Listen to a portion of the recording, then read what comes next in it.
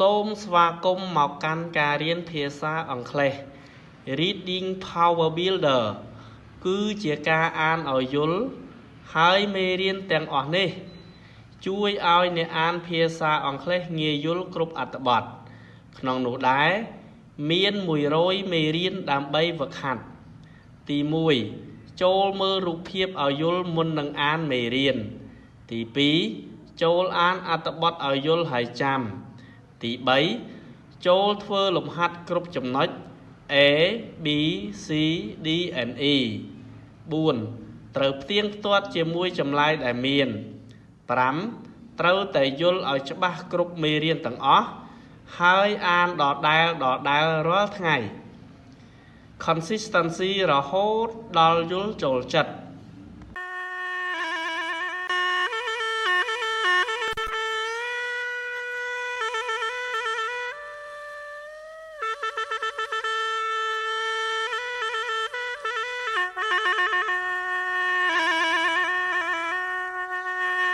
Monkey keeps quiet. Lion loved bananas,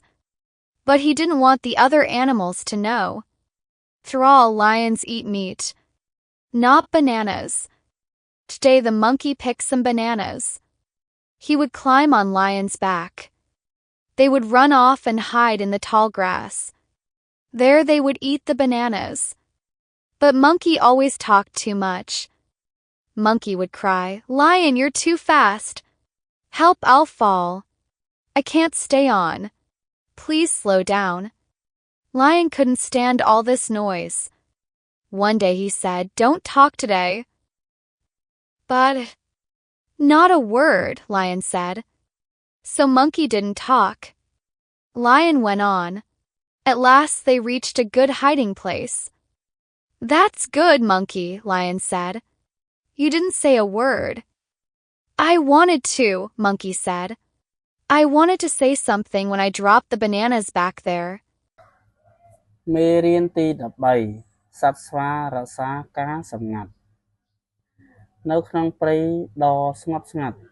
មានសត្វតោមួយក្បាលដែលមានអាថ៌កំបាំងមួយវាចូលចិត្តស៊ីចេកប៉ុន្តែវាមិនចង់ឲ្យសត្វដទៃដឹងទេនៅក្នុងពិភពសត្វគេគិតថាតោជាសត្វស៊ីសាច់និងចូលចិត្តសាច់ណាស់មិនមែនចូលចិត្តស៊ីផ្លែឈើដូចជាចេកនោះទេមានតែស្វាទេដែលដឹងអាថ៌កំបាំងនេះរៀងរាល់ព្រឹកស្វានឹងឡើងដើមឈើទៅយកចេកឲ្យតោរួចវាឡើងជិះលើខ្នងរបស់តោនោះពួកវារត់ទៅលាក់ខ្លួនក្នុងស្មៅខ្ពស់ដើម្បីស៊ីចេកជាមួយគ្នាប៉ុន្តែស្វាសប្បាយចិត្តពេកហើយនិយាយច្រើនស្វានិយាយថាកុំរត់លឿនពេកខ្ញុំសឹងធ្លាក់ទៅហើយសំឡេងរបស់វាធ្វើឲ្យតោឈប់ស្ងៀមថ្ងៃមួយតោបានសម្រេចចិត្តថាថ្ងៃនេះកុំនិយាយពាក្យសូម្បីមួយម៉ាត់ស្វាចង់និយាយតែខ្លាចតោហើយតោបន្ថែមទៀតថា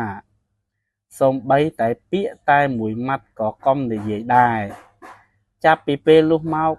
ស្វាបាននៅស្ងៀមហើយតោរត់តាមផ្លូវធម្មតារបស់វាពេលឈានដល់កន្លែងស្មៅខ្ពស់ព័ទ្ធជុំវិញពួកវាហើយតោសប្បាយចិត្តណាស់បាននិយាយថាល្អណាស់ឯងនៅស្ងៀមស្វាដកដង្ហើមស្រាលហើយនិយាយតបថាប៉ុន្តែខ្ញុំចង់និយាយណាស់ពេលដែលខ្ញុំធ្លាក់ចេកនៅខាងក្រោយនោះតោបើកភ្នែកធំនិយាយថាចេកនៅខាងក្រោយមិត្តភាពមួយគឺស្ទើរតែបាក់បែកដោយសារភាពស្ងៀមស្ងាត់តែបញ្ហាដ៏ពិតគឺនៅតាមផ្លូវដែលពួកគេបានឆ្លងកាត់ How well did you understand? Read each question. Right or B. 1. What did Lion learn in this story? A. That sometimes it pays to listen. B. That sometimes it's fun to laugh. 2. What did Monkey do in this story? A. He told the other animals about the lion. B. He did just what Lion told him to do. 3. What was Lion's secret? A. That Monkey was his friend. happy that he liked to eat bananas. For what happened because Monkey didn't talk? A lion had no bananas to eat. B. Lion and Monkey got lost. 5. What kind of story is this? A. A funny story. B. A sad story. បន្ទាប់អំពីអ្នកអានអត្ថបទខាងលើមកតើអ្នកយល់ក្នុងអត្ថបទនេះបានកម្រិតណាចូលអានសំណួរទាំងអស់ហើយជ្រើសរើសអក្សរកឬខ 1. តើតោបានរៀនអ្វីខ្លះក្នុងរឿងនេះ ក ពេលខ្លះវាត្រូវចំណាយពេលដើម្បីស្ដាប់ ខ ពេលខ្លះវាសប្បាយរីករាយក្នុងការសើច លេខ 2 តើស្វាបានធ្វើអ្វីក្នុងរឿងនេះ ក វាបានប្រាប់សត្វដទៃទៀតអំពីសត្វតោ ខ វាបានធ្វើតាមអ្វីដែលតោបានប្រាប់ឲ្យធ្វើ លេខ 3 តើអ្វីជាអាថ៌កំបាំងរបស់តោ ក ស្វាគឺជាមិត្តរបស់តោ ខ វាចូលចិត្តស៊ីចេក លេខ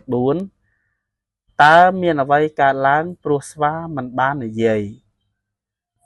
ក តោគ្មានផ្លែចេកដើម្បីស៊ី ខ តោនិងស្វាបាត់បង់ចេក លេខ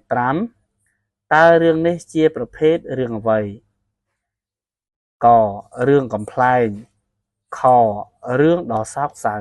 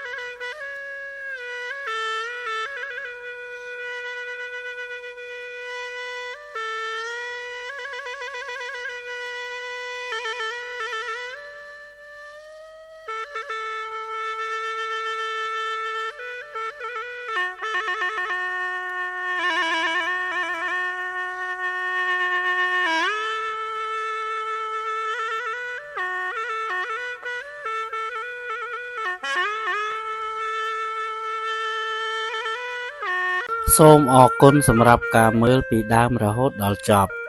បើចង់រៀនបន្ថែមទៀត